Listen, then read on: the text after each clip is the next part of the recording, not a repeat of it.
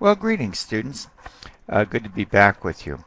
Let's get started with our final lifestyle factor, exercise, or physical activity. One thing I do want to say before we get too far into this is that exercise need not be burdensome. What we're talking about here is really movement, activity, the idea to get your muscles moving. Remember, your heart can't be exercised directly. It can only be exercised indirectly through exercising essentially your skeletal muscles. Our verse for today is from 1 Corinthians, and it's, I discipline my body like an athlete, training it to do what I should. The idea being discipline and training, doing what you should even when you don't want to.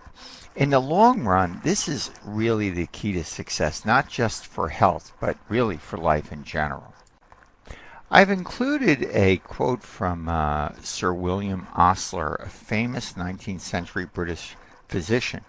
Dr. Osler made a very keen observation that the key to health for all the organs and systems of the body is the vasculature. And I personally believe that most, if not all, the health benefits of exercise come from maintaining a healthy set of blood vessels. So let's take a few minutes to just briefly review what we'll be talking about today in terms of exercise. Well, in this first part of a two-part series, we're going to be talking about essentially the benefits and principles of exercise, starting with a historical perspective. When did exercise begin to be recognized as something that had health benefits? And then what are the consequences of a sedentary lifestyle, really of excess sitting is what we'll be talking about. And what exactly are the benefits of exercise anyway? And how might these benefits come about mechanistically? And lastly, we'll briefly talk about some guidelines for exercise in terms of what's the appropriate amount and intensity. It's interesting to note that exercise has not always been looked at favorably by the medical community. In fact, physical exercise was at one time thought to actually damage the body, something that should be avoided, especially if you're sick or infirmed in any way. And one of the early studies that showed that the contrary was true came from observations of London bus attendants. It turned out that drivers who were pretty much seated most of the day die of coronary events much more frequently and at an earlier age than their conductor counterparts who walk around and climb between the two decks of these double-decker London buses. Data from this and other similar occupational and interventional studies later on confirmed that activity, not inactivity, was actually the key to good overall health.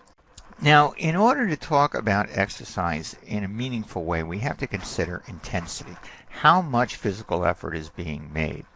One commonly used metric for exercise work is the METS, or metabolic equivalent task. The METS value is a ratio of the metabolic rate during a particular physical activity compared to the resting metabolic rate. Another way to look at it is how many times harder are you working in metabolic terms than just resting. It follows that energy consumption in calories is simply proportional to METs. Typical METs values are shown in the chart and range from 1 for resting to 10 for very intense exercise. So I do want to make it clear, to be up here at 10 or 11, you're really talking about full out kind of a running. And as an approximation, and it's just an approximation, you burn around 1 calorie per minute for each METs value. So this should really be per minute. If we're talking about kilocalories per minute, then this would be equal to METs per minute. As you can see from the lower diagram, lifespan increases with the product of exercise duration and intensity, but the increase tends to level off at a point. For example, Let's consider someone who works out at the very high intensity of 10 METs. The years of life gained nearly doubles, going from 1/2 hour to 1 hour per week, but increases only marginally, going from 1 hour to 2 hours per week. Now, one fly in the ointment regarding the health benefits of, sort of our typical periodic workout schedule is the adverse effect of sitting around the rest of the time when you're not quote unquote working out. And these curves, the curves in these two figures represent the results of different studies comparing total sitting time and mortality. And as you can see, mortality rates begin to increase with daily sitting time somewhere between 4 hours and 8 hours. We see that there's things begin to go south. We get an increase in the hazard ratio. Okay, I mean, in this one study here, you see it's at 4 hours, but in most studies, it's somewhere around 8 hours. The kicker is that exercise during non-sitting time seems to have little effect on the relationship. So here is no adjustment for activity. Here is an adjustment for activity that occurs the rest of the day.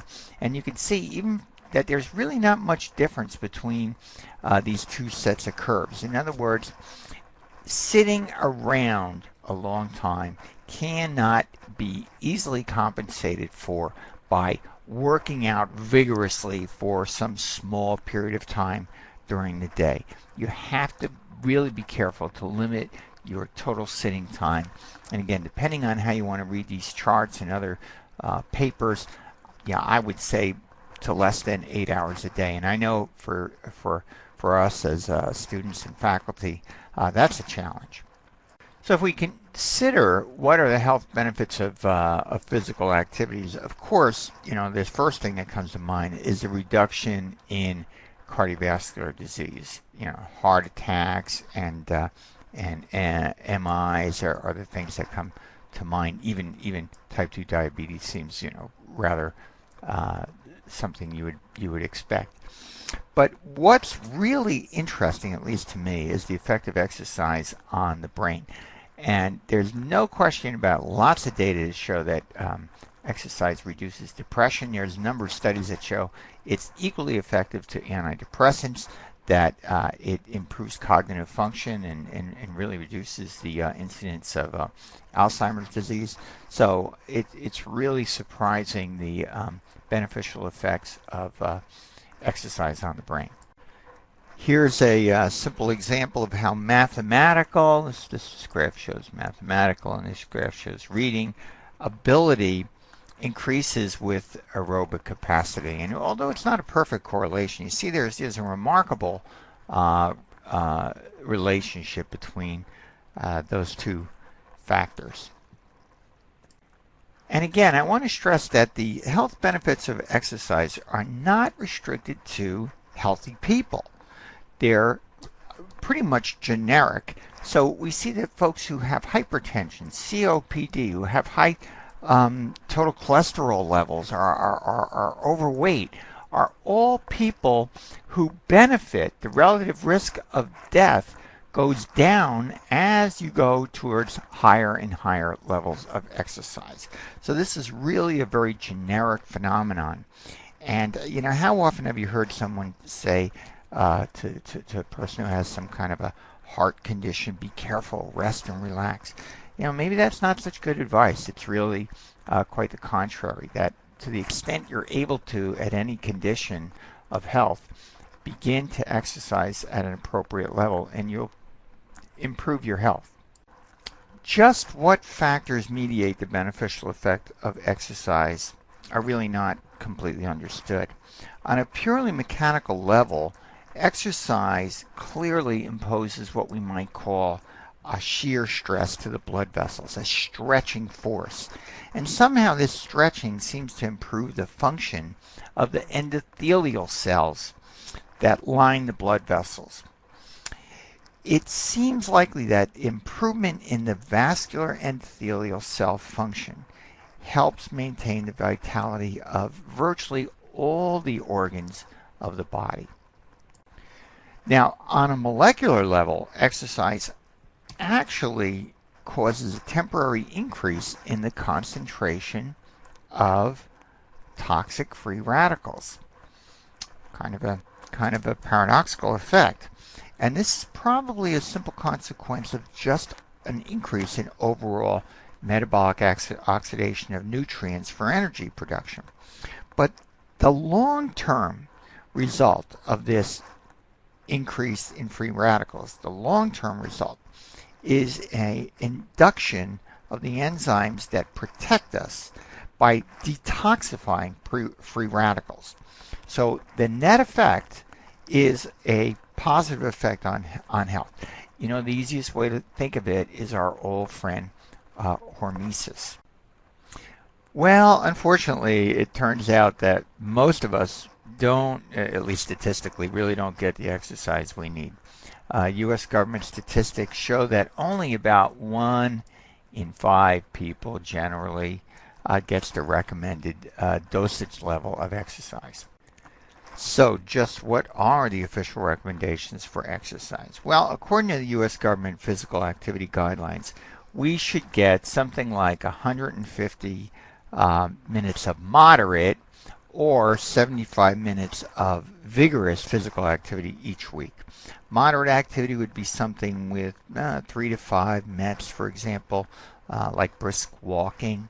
Vigorous activity would be more on the order of 6 or more, 7, 8 METs, for example, jogging. The other recommendation is that we engage in muscle strengthening activities, and you see this in both panels here. Muscle strengthening exercise 2 or more days a week, and this would include weightlifting, workout with resistance machines, or calisthenics. We're going to go into the details of this a little bit more in our next discussion next week. Another set of recommendations comes from the American College of Sports Medicine, or ACSM.